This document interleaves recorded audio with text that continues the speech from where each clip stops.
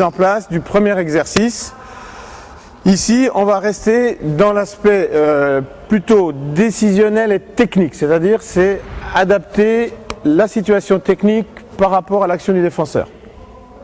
Alors, on va se parler, on fait la même chose que eux là-bas. Hein. Ne shoot pas dans l'axe, éloigne-toi de lui, puisqu'il va toucher là-bas, éloigne-toi de lui. Ouais.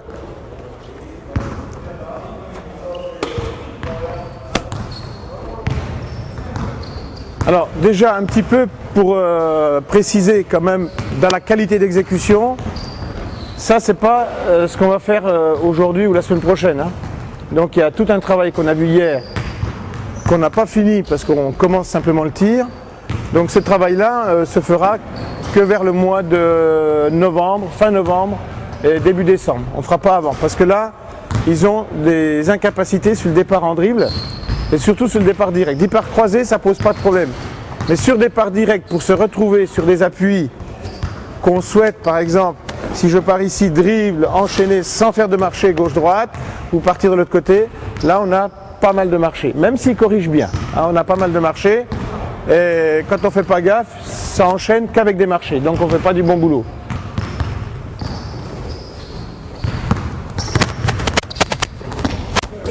T'es pas prêt, t'es pas prêt. L'attaquant doit être prêt à recevoir en ayant la balle dans les mains. Fléchis sur tes jambes avant de partir. Voilà. Prêt à partir. Sur tes jambes, c'est tout.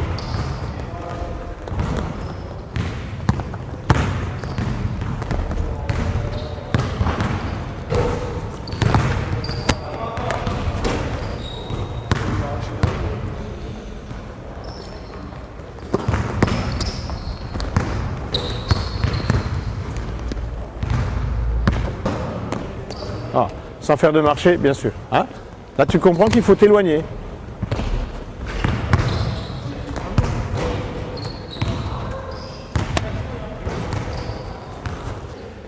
On se met en position, il est sur ses appuis, avec dribble et changement de main. D'accord? On ne bouge pas pour l'instant. Vas-y. Dribble, voilà. Donc il est là avec changement de main. Quand il a fait 2 dribbles, tu peux attendre le 3e ou le 4e. Ça, c'est toi qui décides. Mais dès que tu es parti, lui doit enchaîner le tir derrière son dribble. Vas-y. Voilà, attention.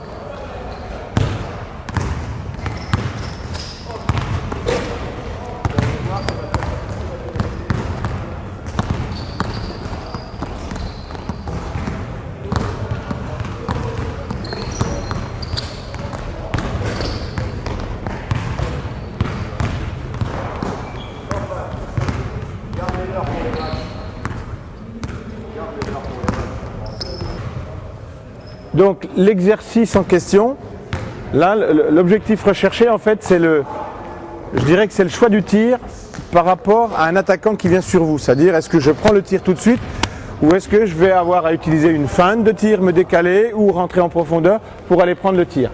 Alors ce qu'on impose c'est que au départ, on le faisait sans les mains. Alors, on avait des feintes de l'attaquant qui faisaient que le défenseur, souvent, il partait du même côté. Donc, je l'oblige à mettre les mains. Et dès qu'il a décollé, il doit partir. Et il doit choisir un endroit.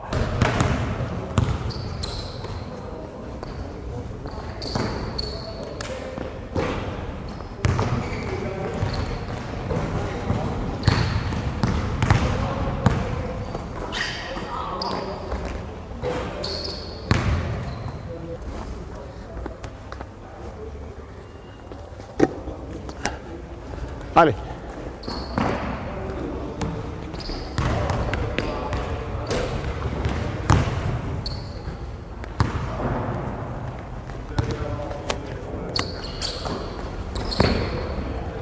Top, top, top, c'est fini, c'est fini. Si tu n'as pas la bonne réponse, il faut t'arrêter. Après, c'est tout faux.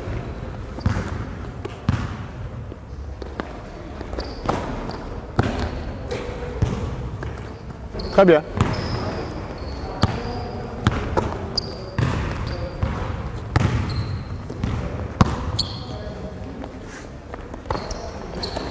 La passe doit être faite obligatoirement en dehors de la raquette. Hein. En dehors de la raquette, la passe. Hein.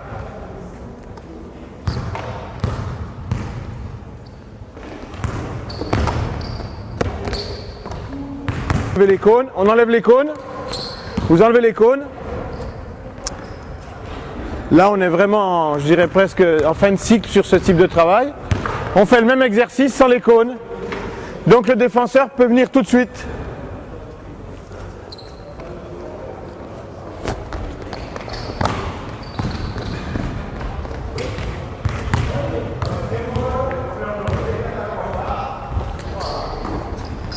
L'attaquant peut feinter, hein, il fait ce qu'il veut.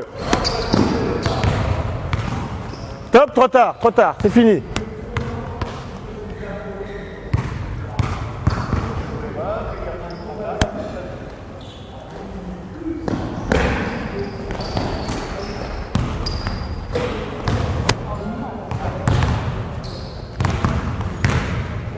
Voilà, comme ça on arrive sur la finalité. Là. Là oui, puis on voit plusieurs choses. Ouais.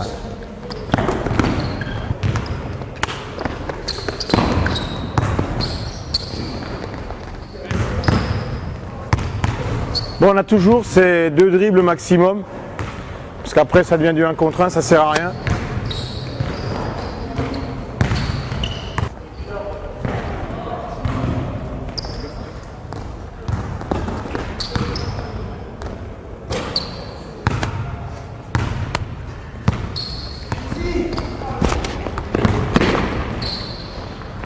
Tu refais, vous refaites, allez. Alors là, on a un petit souci des fois, c'est avec les passeurs. Parce que c'est un exercice de passe là aussi. Hein.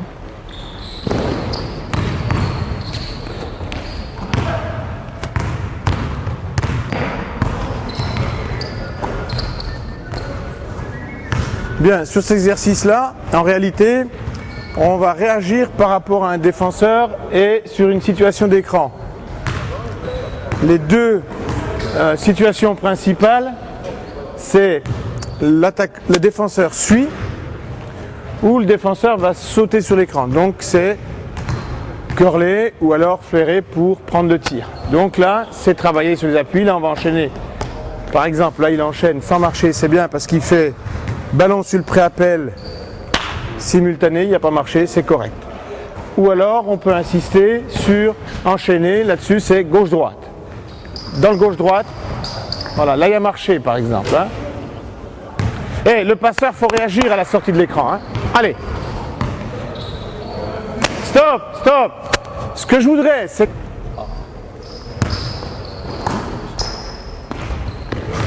Bien, en ce qui concerne la stratégie des cadets, puisque nous, on les a les 12 là sur cette première année, on va énormément travailler sur la situation du défenseur suit, donc c'est l'histoire du curl.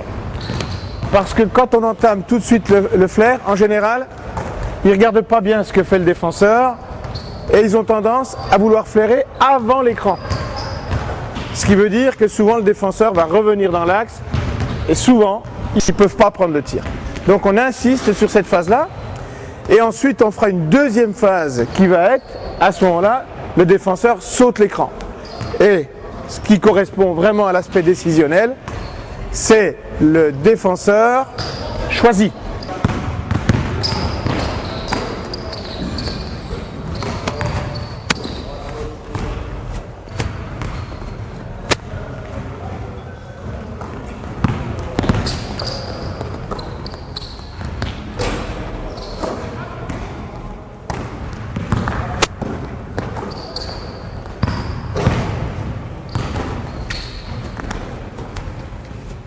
Stop. Les garçons, je crois qu'il y en a 2-3 qui n'ont pas compris. Si vous pensez qu'en trottinant ici et qu'en passant, donne la balle là-bas. Viens là. Et que c'est ici que je vais changer de rythme par rapport à lui, lui il sait qu'il doit partir de toute façon de ce côté. Alors si vous êtes à une vitesse réduite ici, il va vous reprendre. Passez à une plus grande vitesse possible. C'est après derrière, on raccourcit les appuis en arrivant tout près pour essayer de s'engager après. Mais passez à la plus grande vitesse possible près du défenseur. Hein? Le défenseur, il ne sera pas là. L'avance que vous devrez prendre, c'est là-bas de l'autre côté puisqu'il sera sur vous. Allez.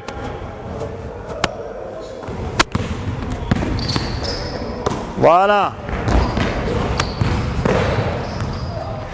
Puis il faut... La situation, elle est un peu modélisée par rapport au fait, par exemple, s'il y a des joueurs qui changent de défenseur, qui changent d'attaquant, les défenseurs changeant, on a ce type de défense qui va être là. Donc il faut aller très très vite. Allez, allez, allez, allez, allez, allez.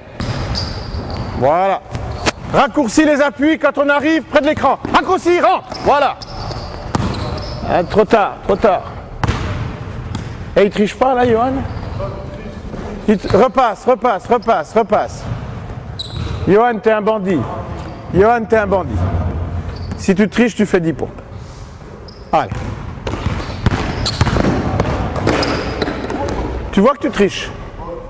Bien entendu que dans un travail normal, on change de côté pour être à droite et à gauche. Marchez, marchez.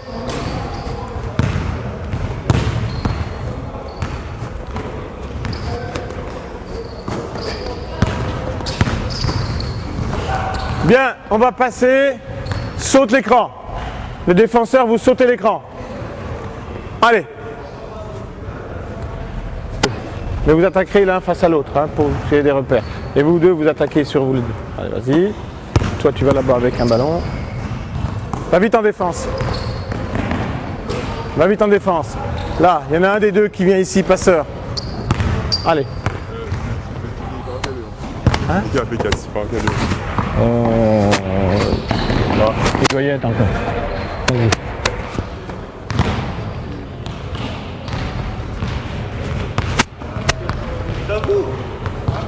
Vas-y, vas-y, vas-y, vas-y, vas-y, allez.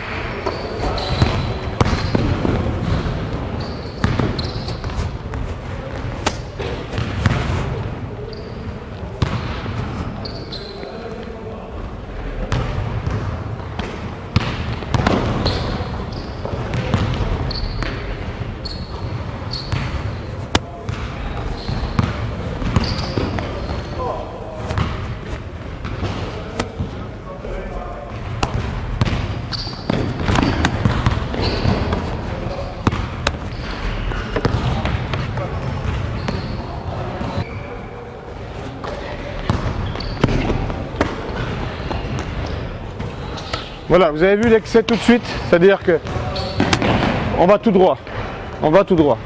Et en match, si on refait ces réflexes-là, ben on se retrouve sur le fait, voilà, il n'y a plus le curl, il n'y a plus le flair, il va tout droit. Bien, stop. Je demande à l'attaquant, l'un, de revenir.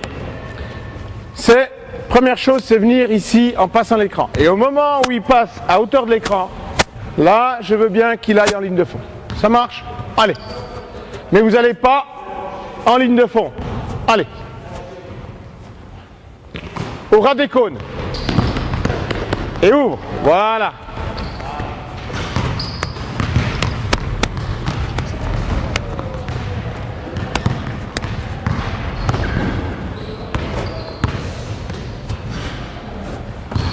Allez, curl, curl. Pas trop tôt ta passe, Christophe. Puis fais-lui sur l'extérieur.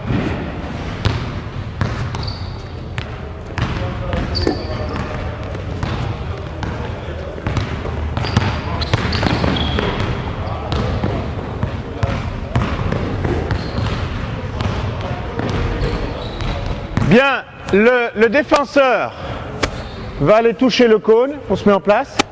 Vite. Il va toucher le cône quand l'attaquant rentre dans la raquette. Hein. Dès qu'il rentre dans la raquette, boum, tu vas toucher le cône. Allez. Mais on joue pareil, on fait la même chose. Simplement, le défenseur va partir plus tôt.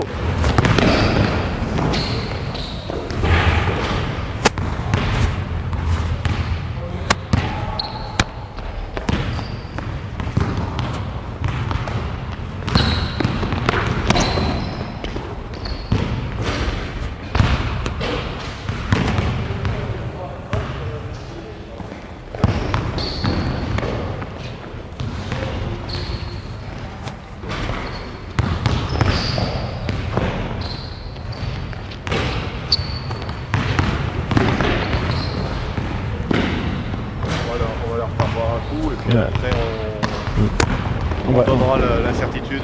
On va la faire tout de suite. Des choses qui rentrent dans la foulée. Parce qu'on les fait pas travailler les Ouais. Changez de côté, vite. Donc lorsqu'on va travailler ça, on aura fait préalablement tous les travaux de pivoter.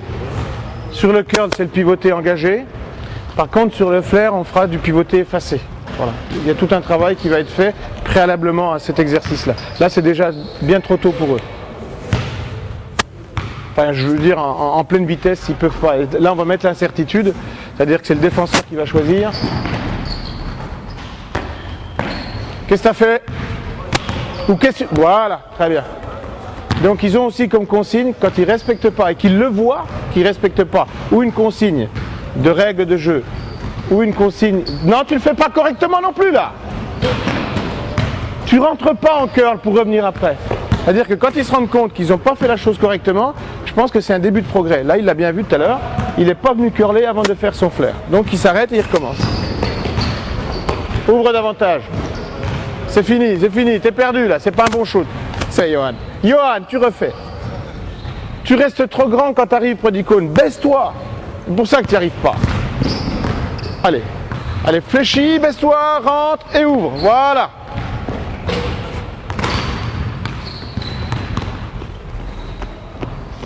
Allez. Tu rentres.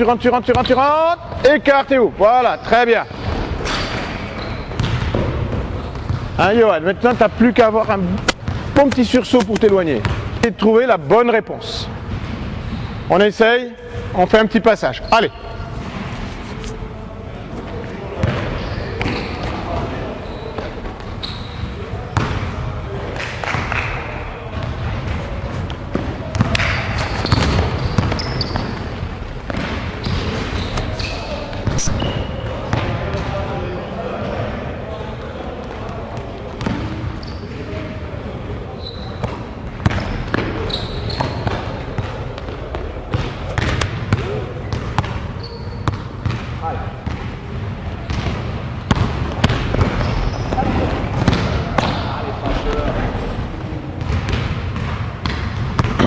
Ce que fait l'attaquant, attendez qu'il demande la balle. Il est dans les conditions là où il la veut. Demande-la quand tu la veux. Ah, touché. Ouais. Bien, stop. Les défenseurs, vous partez à cheval ici dans la raquette.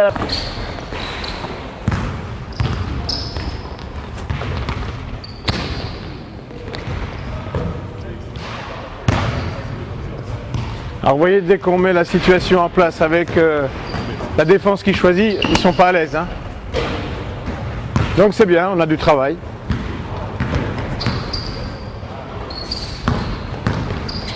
Voilà.